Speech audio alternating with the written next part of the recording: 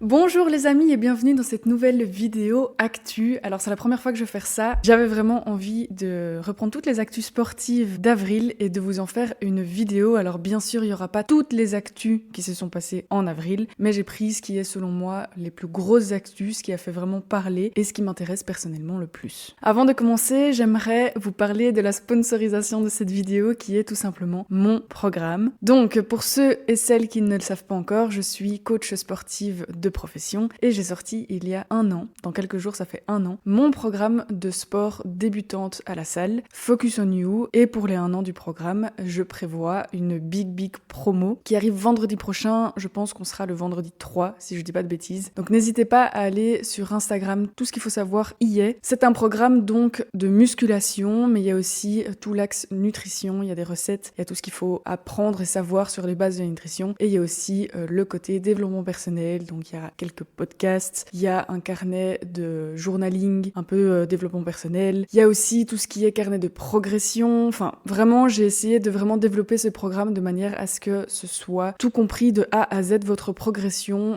comment commencer, comment se lancer et comment stabiliser en fait ces nouvelles habitudes sur le long terme. C'est un programme de 3 mois. Pour son premier anniversaire, il y aura donc 50% vendredi prochain et tous les jours ça va descendre de 10%. Donc ne loupez surtout pas cette occasion parce que c'est vraiment le moment. Donc n'hésitez pas à aller sur Instagram, tout y est. Avant de commencer, n'hésite surtout pas à t'abonner, surtout si c'est pas la première fois que tu passes par ici, et on est parti. Donc c'est la première fois que je fais cette vidéo, donc je vais essayer de la construire comme il se doit. Si évidemment je rate des actus qui vous semblent importantes, bah n'hésitez pas à me laisser un petit commentaire. Ça peut être sympa de compléter mes infos avec les vôtres. Nous allons commencer avec cette actu de Russ Cook qui a traversé l'Afrique en courant. Ce Britannique est arrivé dimanche 8 avril en Tunisie. Il a fini sa course de 16 000 km, soit 380 marathons, en l'espace de 352 jours, c'est-à-dire plus de 1 marathon par jour, ce qui est énormissime. Ce Britannique est parti le 22 avril 2023, donc en Afrique, et avait pour le but de devenir le premier homme à traverser l'Afrique en courant. Et cerise sur le gâteau, il a fait ça pour des associations, donc il a récupéré énormément d'argent, près de 670 000 euros, ce qui est énorme, qu'il va reverser notamment à l'organisation caritative britannique Running Charity, qui aide des jeunes sans abri.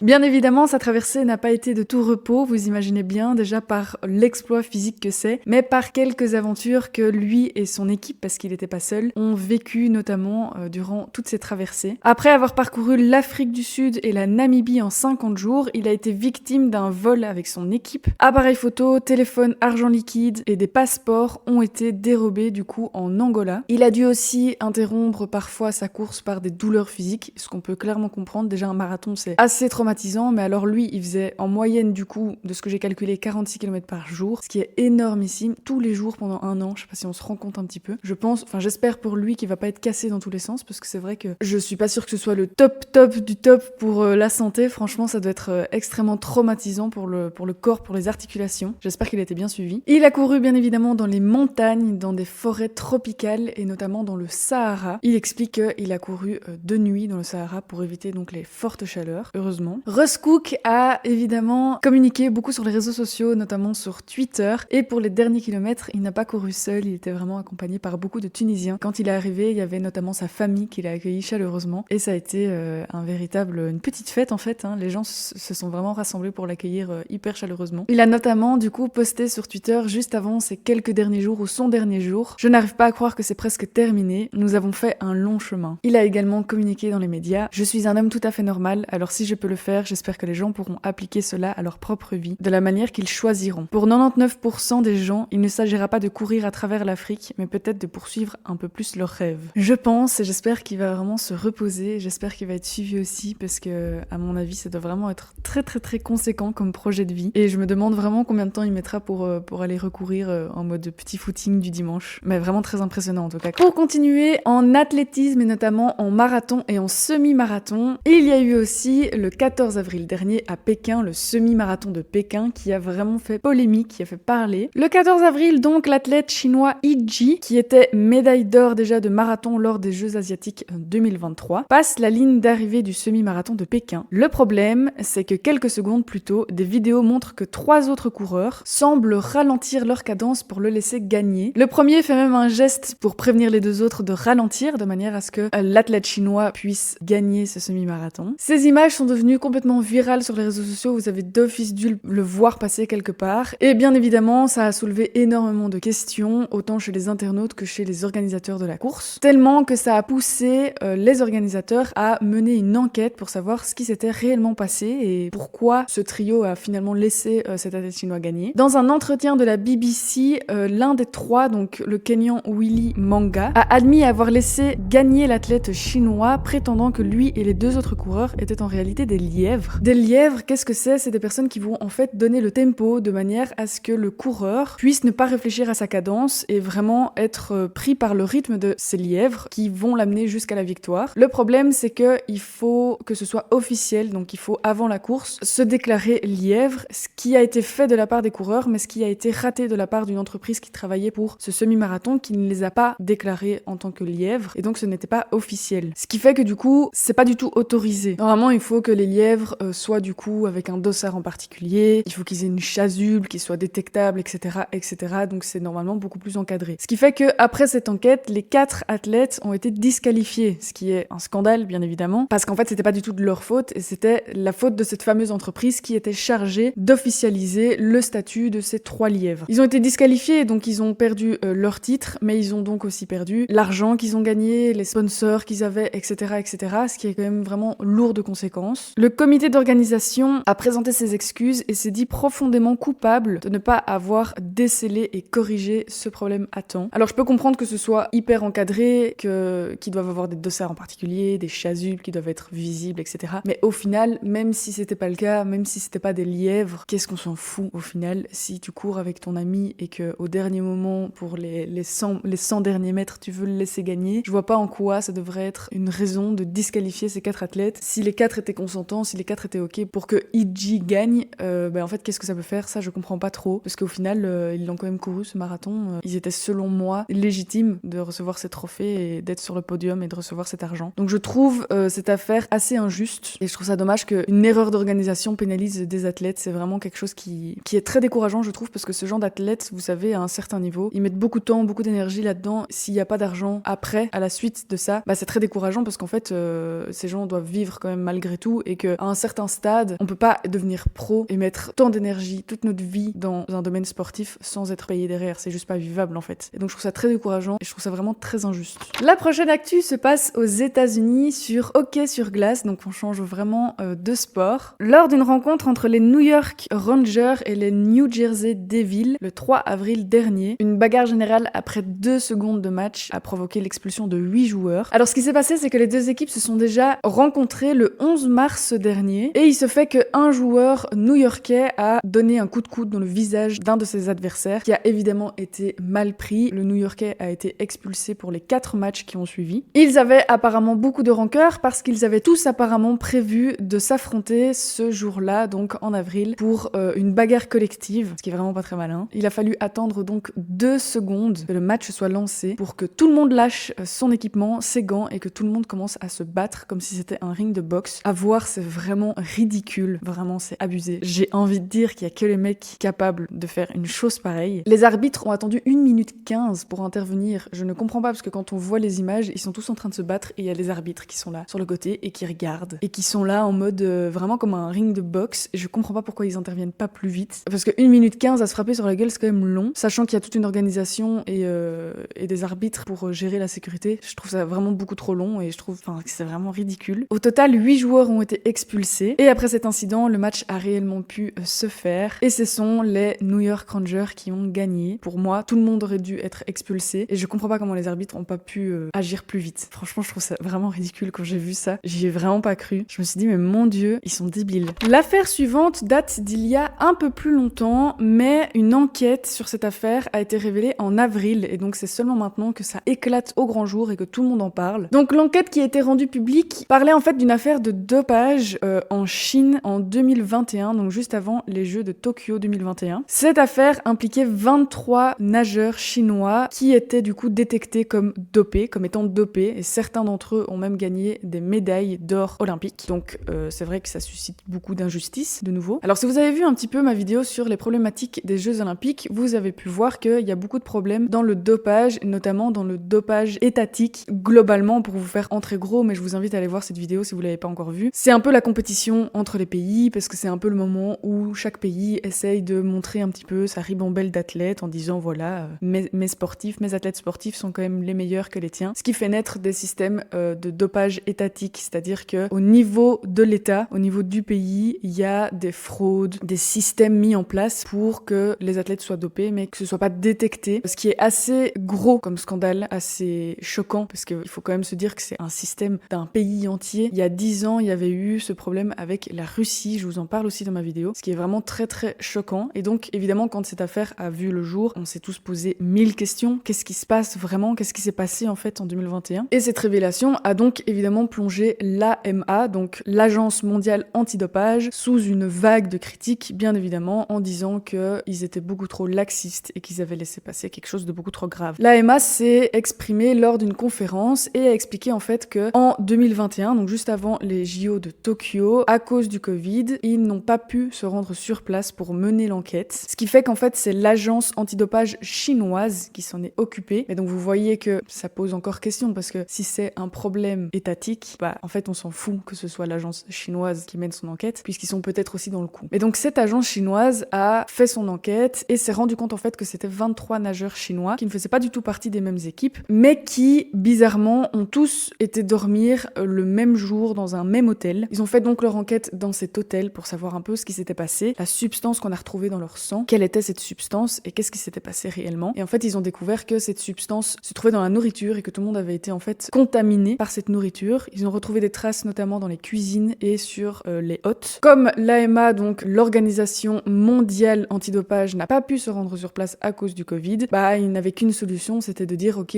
on vous croit, entre guillemets. Et donc ça n'a pas été plus loin et ces athlètes en 2021 n'ont pas été sanctionnés et ont pu participer aux JO de Tokyo. Aujourd'hui, à l'heure actuelle, évidemment, il y a beaucoup de soupçons qui s'éveillent parce que certains athlètes vont participer aux JO de 2023 et en fait on se pose aussi la question de savoir est-ce que la Chine est complètement ok, est-ce que il faudrait peut-être faire des enquêtes un peu plus poussées, est-ce que l'AMA, donc l'Organisation mondiale antidopage, est ok, ou est-ce qu'il faut aussi revoir un petit peu leur système, est-ce que c'est trop laxiste, etc., etc. Donc ça fait vraiment beaucoup de bruit et cette histoire du coup qui éclate juste avant les JO de 2024 soulève beaucoup d'inquiétudes au final pour la participation de certains nageurs chinois qui vont revenir en 2024. Pour continuer sur les JO, vous pensez bien, j'ai beaucoup de choses à dire sur les JO, vous avez sans doute dû voir passer la chute du nageur devant Macron. Alors donc ça s'est passé le jeudi 4 avril lors de l'inauguration du bassin des JO de Paris, donc au centre aquatique de Saint-Denis, qui accueillera les épreuves de natation synchronisée, de plongeon et de water polo. Le 4 avril, donc, il y a eu une inauguration, donc il y a eu un peu une représentation, en fait, devant plein de monde, notamment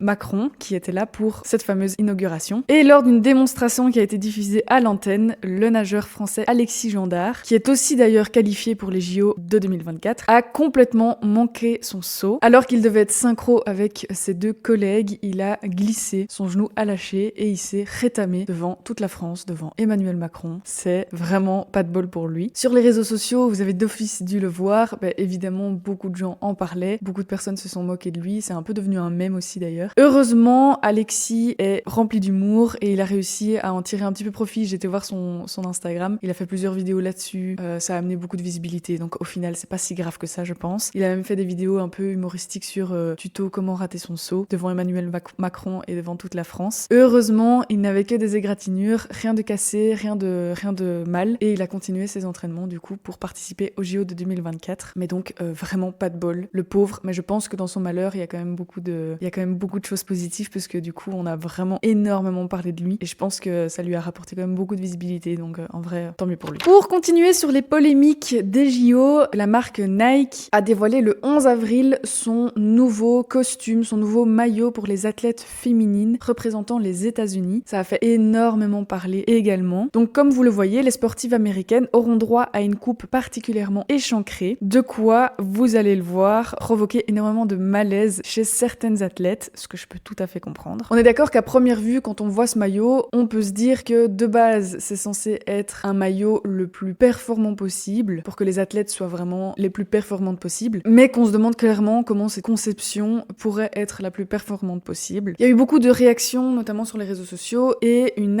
ancienne athlète qui est maintenant à la retraite, Lauren Fleischmann, s'est exprimé assez fort. Les athlètes professionnels devraient pouvoir concourir sans penser constamment à leur épilation pubienne ou à l'exposition de leurs parties intimes. Les tenues féminines devraient être au service de la performance mentalement et physiquement. Si cette tenue était vraiment bénéfique à la performance physique, les hommes la porteraient. Il ne s'agit pas d'une tenue d'élite pour l'athlétisme, il s'agit d'un costume issu des forces patriarcales qui ne sont plus les bienvenues. Donc ça, c'est ce qu'elle a marqué sur un post Instagram en identifiant bien évidemment Nike, la Fédération américaine d'athlétisme et l'équipe olympique. J'avoue que ces mots sont forts, mais elle a genre 100% raison, vraiment tout est dit. Et je pense qu'elle, grâce à sa carrière, est vraiment bien placée pour savoir que ce genre de tenue n'est pas du tout adapté aux performances demandées lors des JO. D'autres athlètes ont également réagi, notamment Tara Woodall, spécialiste du saut en longueur, ou encore Colleen Kigley, coureuse de demi-fond et championne olympique. Les réactions des internautes ont également aussi fusé dans tous les sens. Par exemple, les hommes peuvent se préoccuper de leur performance tandis que les femmes doivent se soucier des irritations, de leurs organes génitaux et de l'épilation du maillot. C'est vraiment l'égalité des chances. Ou une autre encore, je la comprends moins elle, dessinée par un accro du porno. Je suis moins d'accord avec cette remarque, mais pour vous montrer à quel point c'est vrai qu'il y a eu beaucoup de remarques assez virulentes sur les réseaux sociaux. La Fédération américaine d'athlétisme s'est prononcée en disant que bien évidemment il n'y avait pas qu'un seul maillot proposé, mais qu'il y avait 50 modèles différents et que le jour J, les athlètes pouvaient choisir du coup, enfin le jour J ou un peu avant,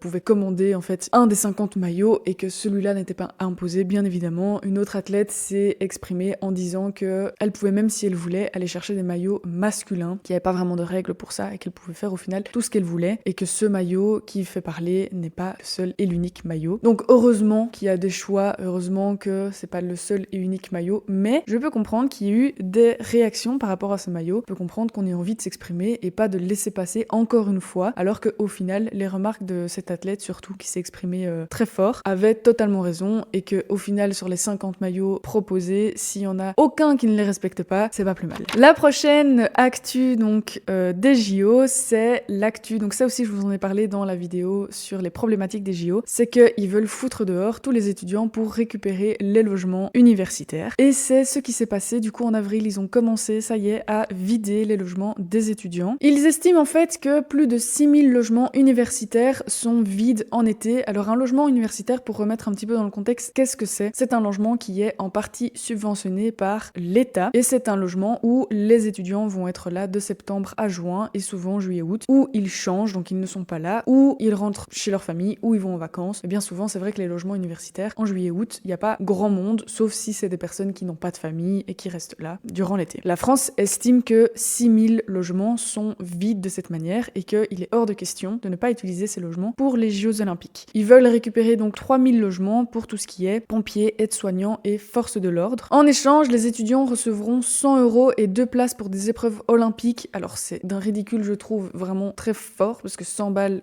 moi encore une fois, pour 100 balles déménager, etc., ça me fait chier. Alors un élément aussi que j'avais pas dit dans les JO problématiques, c'est qu'ils sont quand même relogés, heureusement. Je pensais qu'ils étaient pas relogés, qu'ils avaient juste 100 balles pour partir, donc heureusement ils sont quand même relogés. Donc au total, 3000 logements vont être réquisitionnés et apparemment seulement 1500 étudiants vont demander à être relogés. Alors ce qui me fait un peu rire, c'est que du coup, ils se basent sur le fait que pendant l'été, il y a 6000 logements qui sont apparemment vides, qui veulent 3000 de ces 6000 logements et que seulement 1500 personnes vont être dérangées. Donc déjà là, il y a un bug, parce que s'il y a 6000 logements qui sont vides, comment ça se fait que sur les 3000, il y en a 1500 qui sont dérangés? C'est quand même bizarre. Et alors, autre chose aussi qui me déplaît, c'est que du coup, ils parlent de la période juillet-août, mais qu'on est en avril et que les partiels sont même pas encore commencés. Juste avant de passer leur examen, ils doivent déménager, se faire reloger. Enfin, moi je trouve que c'est quand même pas ouf. Vraiment, c'est pas ouf. Et moi, si ça m'arrivait, vraiment, je serais vénère vraiment très fort, parce qu'il faut bien se dire aussi que, ok, certes, c'est un logement universitaire, mais moi personnellement, il y avait toute ma vie. Enfin, je veux dire, c'était vraiment un déménagement, quoi. Il fallait vraiment que je déménage. C'est pas parce que c'est juste une chambre que t'as 3 cartons et demi. Non, c'est vraiment un déménagement. Et tout ça pour récupérer 100 € juste avant mes examens en plus. Vraiment, ça m'aurait fait chier. Bien évidemment, il y a beaucoup de personnes qui le prennent très mal. J'ai lu un commentaire qui était très très vrai, qui disait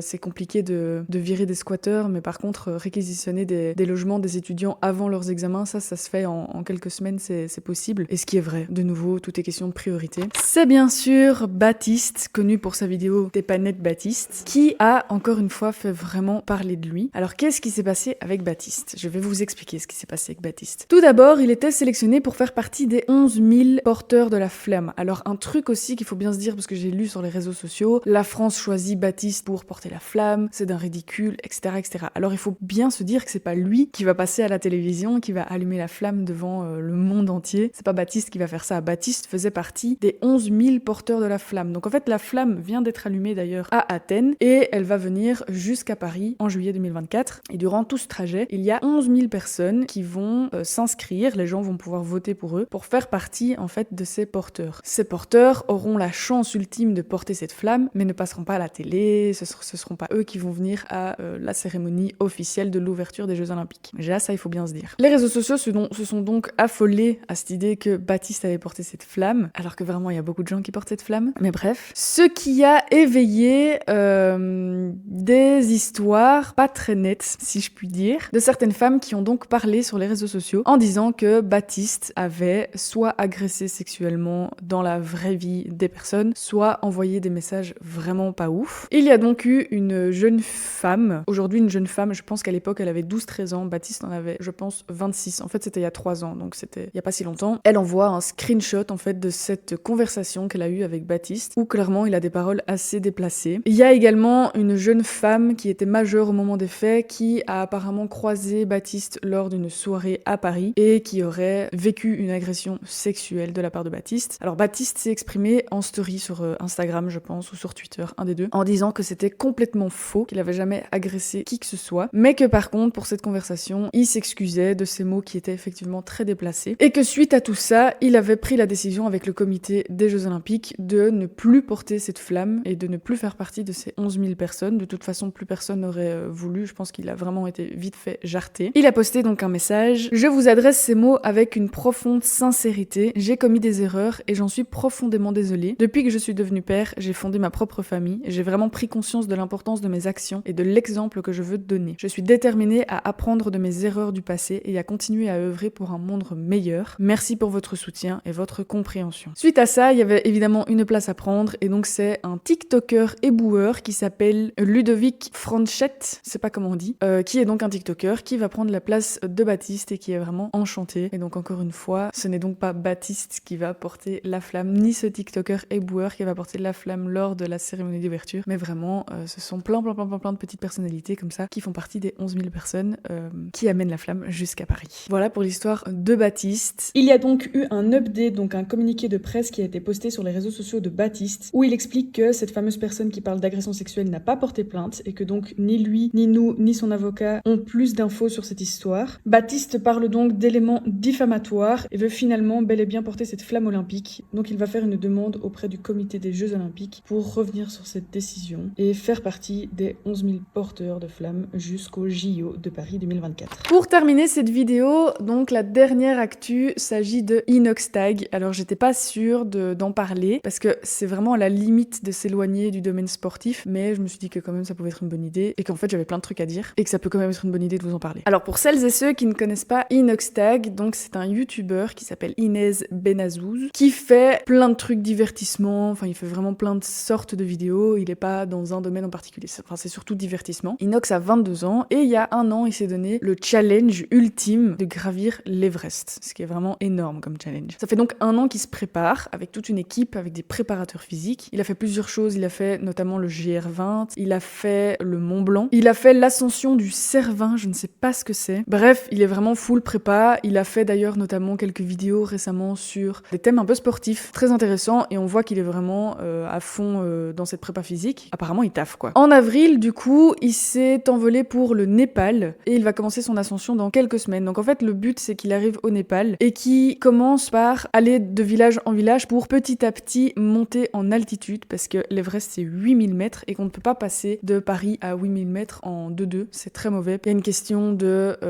chimie, de substances chimiques, de gaz qui se forment, etc., etc. Et ça peut être mortel. Donc il faut vraiment une bonne préparation, il faut monter par palier, il faut descendre par palier aussi. Ça demande beaucoup de préparation, ça demande une grosse équipe. Donc évidemment, il y a les guides, il y a les porteurs, mais il y a aussi donc, j'imagine, un caméraman. Enfin, il y a vraiment beaucoup de gens, ça demande une grosse préparation, ça demande beaucoup de matériel. Et Inox aurait dépensé entre 1 million et 1,5 million pour ce projet. Et ça suscite aussi beaucoup de polémiques sur les réseaux sociaux. Alors premièrement, il y a une partie, et j'en fais clairement partie, de personnes qui disent que c'est un projet incroyable, que c'est une préparation aussi incroyable, que ça va être une année à mon avis pour Inox incroyable aussi. Et moi personnellement, personnellement, les gars, si j'arrive un jour à avoir les moyens de faire un tel projet, mais bien sûr que je le fais. C'est un projet de vie incroyable. Il y a des gens qui sont passionnés et qui se préparent pendant des années pour faire ce genre de projet. Donc vraiment, c'est fou qu'ils puissent avoir la possibilité de faire ce projet grâce à son métier et que grâce à ça, il va gagner de l'argent aussi. Donc vraiment, c'est trop bien. Mais il y a aussi une autre partie de la population qui dit que c'est n'importe quoi, que qu'est-ce que fout un youtubeur sur l'Everest, etc., etc. Je ne comprends pas cette réaction. Vraiment, je pense que c'est motivé par de la jalousie. Alors sur TikTok, je suis tombée sur des commentaires, je vais vous lire un petit peu. C'est du grand n'importe quoi. La plupart des gens veulent atteindre le sommet rien que pour l'ego et pour poster une photo sur les réseaux sociaux. On parle de l'Everest. Hein. Personne va se préparer pendant des années, monter l'Everest, risquer sa vie, parce qu'il y a beaucoup de personnes qui meurent en faisant ce projet, donc c'est vraiment un gros truc. Payer 1,5 million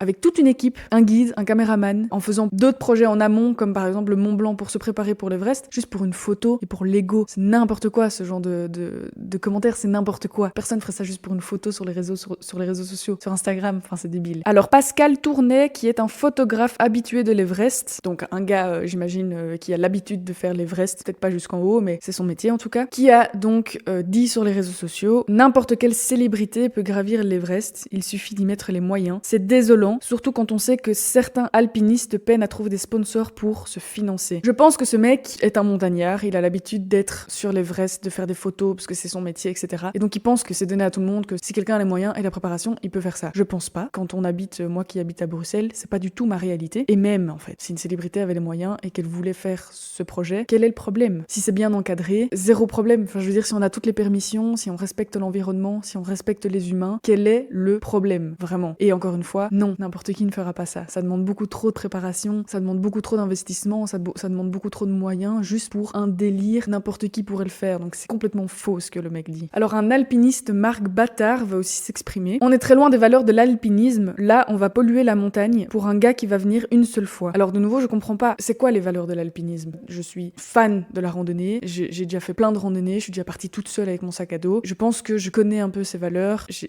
déjà fait des voyages incroyables. C'est quoi les valeurs? Les valeurs, c'est l'amour de la montagne, c'est l'amour de la nature, de son environnement. C'est ne pas polluer son espace, son environnement, mais ne pas polluer non plus en faisant trop de bruit, en respectant la nature, en restant sur les sentiers pour pas faire du hors-sentier et justement détruire peut-être certaines habitations naturelles. Enfin, c'est ça la valeur de la montagne. Inox, il va partir encadré avec une équipe. En quoi il ne respecte pas la valeur de la montagne? Est-ce que ce mec est même avec Inox pour savoir comment Inox le vit? Enfin, c'est complètement con d'avoir des tels propos. Donc encore une fois, dire qu'il respecte pas les valeurs, qu'il pollue, enfin ça n'est absolument pas du tout fondé. Et en fait, je pense que ces mecs parlent seulement avec de la jalousie, comme le premier qui dit il y a des gens qui ne trouvent jamais les sponsors. Ben c'est triste pour eux. Je suis désolée pour eux et c'est vraiment triste. Mais est-ce que du coup, les personnes qui ont les moyens doivent s'empêcher de réaliser leurs rêves parce que tout le monde n'est pas capable de le faire? Je pense qu'au contraire, si on a les moyens, c'est le genre de rêve qu'on peut justement accomplir parce qu'on a la chance d'avoir les moyens. Est-ce que parce que t'es riche et que t'as des millions sur ton compte, tu dois rester dans ton canapé parce que certaines personnes peuvent pas réaliser leurs rêves? Ça n'a pas de sens. Un truc qui est aussi, que je pense qui impacte aussi beaucoup, c'est que personne connaît Inox, sauf les gens qui le regardent beaucoup, mais je veux dire, dans toutes les polémiques qu'il y a eu, personne le connaît vraiment. Et l'image qu'on a de Inox, c'est un peu le mec très jeune, qui fait YouTube, dans le divertissement, qui crie toujours très fort. Mais ça, c'est dans le contexte de ses vidéos divertissantes. C'est pas parce qu'il a un comportement comme ça qu'il peut pas avoir le rêve, très sérieusement, de gravir l'Everest. Et c'est le cas puisqu'il s'est préparé en amont pendant 1 an avec toute une équipe. Ce serait un délire